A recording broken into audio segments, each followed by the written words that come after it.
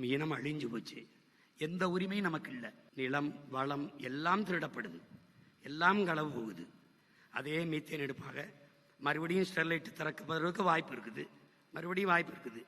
அடியில் அகர்வால் நேரடியாக வாழ்த்து போடுறானே, என்ன பெரிய தம்மேனா சின்ன தம்மேனா, அவன் எதுக்கு வாழ்த்து போடுறான்? அந்த நிமல ராஜபக்சே வாழ்த்து சொல்கிறான்.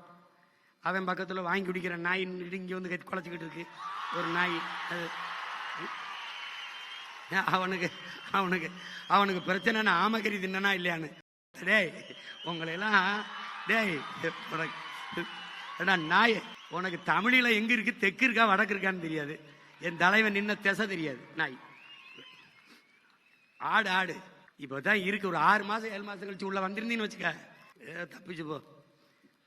ஆமக்கறி திண்டாரா இல்லையா? ஏன்னா அவ்வளவு பெரிய பன்னாட்டு குற்றமாடாது. நான் இதை சொல்லி தொலைச்சிருக்க மாட்டேன்.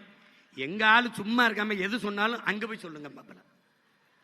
நீங்க ஆமக்கறி சாப்பிட்டீங்களா, ரொம்ப நல்லா இருந்தா அங்க போய் சொல்லணும்.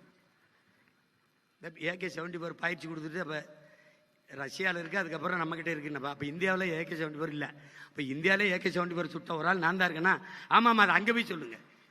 அவர் சொன்னதுனால வந்து சொன்னேன், இல்லைன்னு நான் எதுக்கு சொல்கிறேன்? பெரிய அதனால தான் இந்த நாட்டில் விலைவாசி ஏறி போச்சு, பசி பஞ்சம் வந்துருச்சு. அவர் ஆமக்கறி சாப்பிட்டு விட்டாருங்க.